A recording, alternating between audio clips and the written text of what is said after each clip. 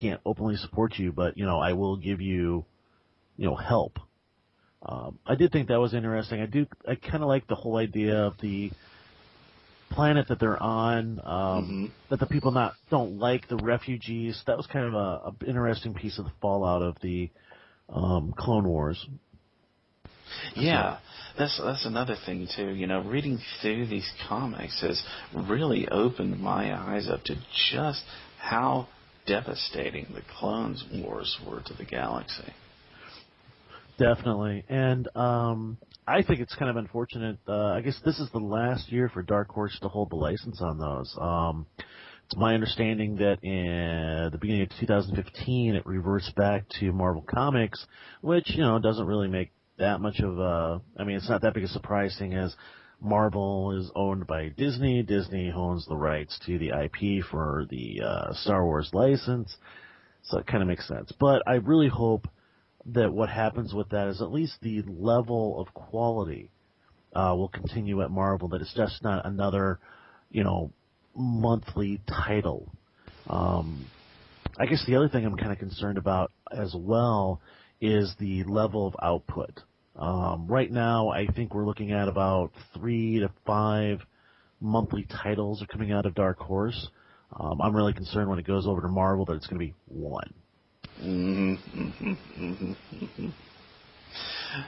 Now, speaking of source books in the works authored by Don Diesler, you sent some of Droids off for editing, right? I did. I sent the first of the 3 sections off to Hisham, and I know he's very busy. Especially he's got a new paid artist gig that he's working on.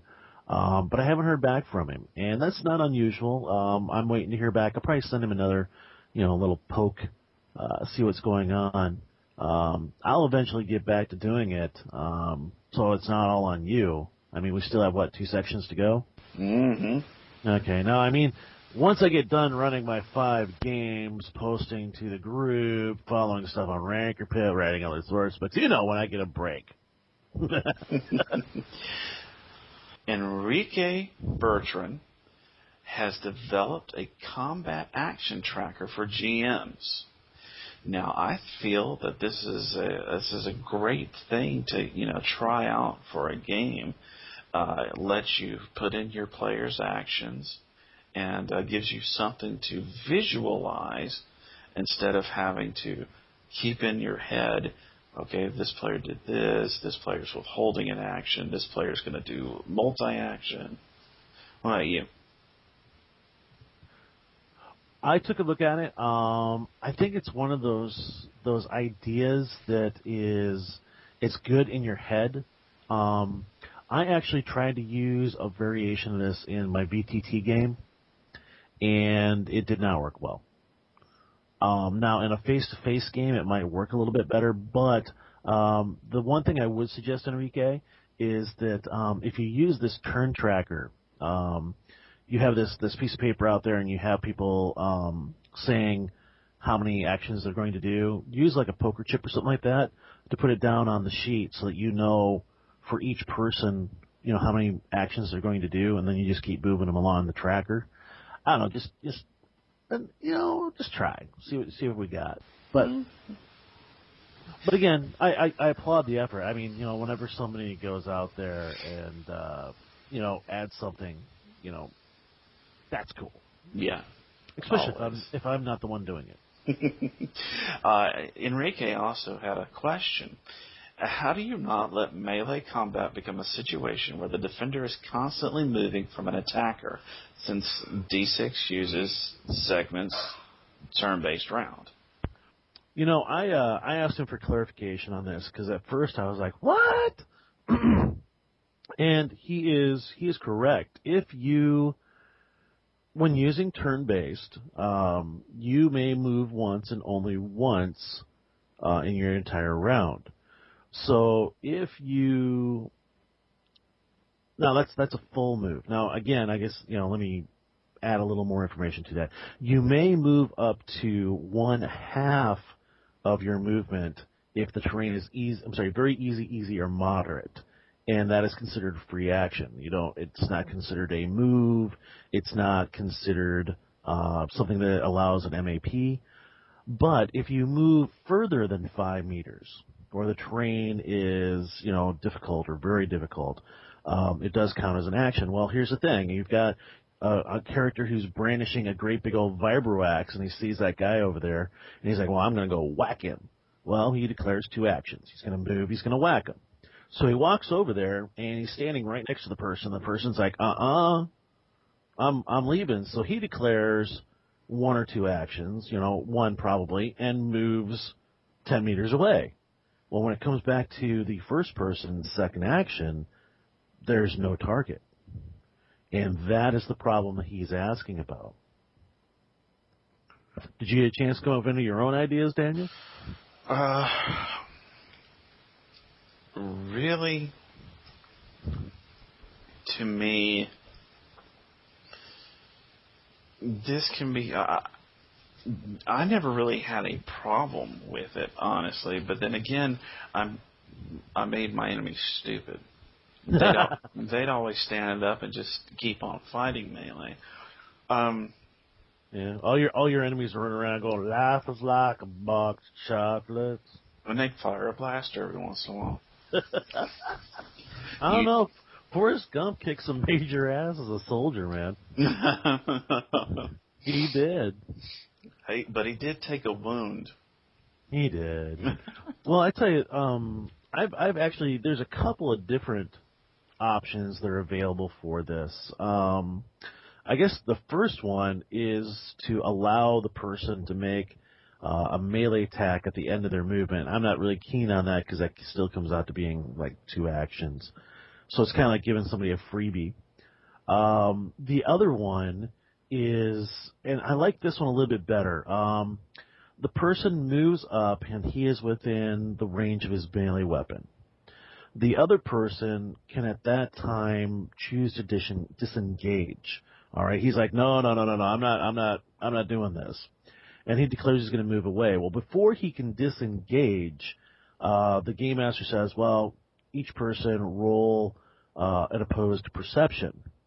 And if the defender rolls higher, then the defender is able to disengage without being attacked. If the attacker makes it, then he gets to swing on him.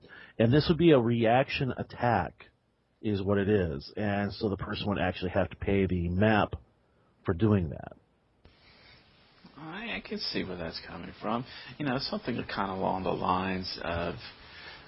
It sounds a lot like, you're incorporating some of the mechanics from the D20 system. If a player comes in too close to another player, the other one gets an automatic attack, that kind of thing. It was similar to that. It's kind of a variation of the attack of opportunity, I suppose. Mm-hmm. But again, in Star Wars terms, you get a map for it. It's a reaction. It's an opposed rule. I don't know. I think out of all the ones that I've seen so far, the suggestions that we've come up with, I think I like that one the best. Yeah. So the thing is, if the person chooses to disengage, the person can either choose to make a reaction roll or not, and then just declare his second action as being, I'm going to whack you with my axe. Mm-hmm. So, I like it. I think that's probably what I'm going to end up going to in my games. So, let's see what else we got here. David Anderson, he released that book. It's the Star Wars D6 Quick Reference Guide 1.1. And for our people who are out there who don't know, that's over on Facebook. It's over on the Blue and White. And I thought I told Daniel about this last month. It's really a good resource, but the only problem is that it doesn't print out real well on 8.5 by 11 paper. Really? Yeah, it's the margins are too wide.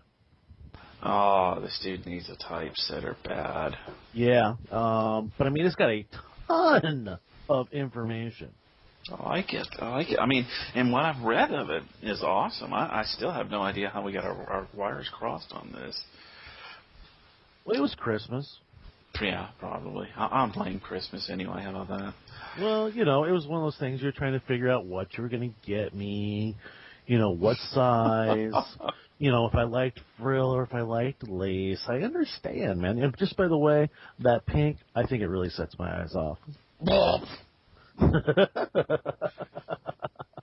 Hey, let's see. Adrian BK also proposed a change the term for force points to hero points, so that droid characters now could have them. Because you and I, Daniel, well, I still agree, and I think you may have changed a little bit on this, that because droids are non-living creatures, that they really shouldn't get force points at all. But for dramatic license and because they are characters, that maybe allowing them up to 2 force points. Mm-hmm. And I think you've kind of had a bit of an epiphany. Your opinion on this has changed?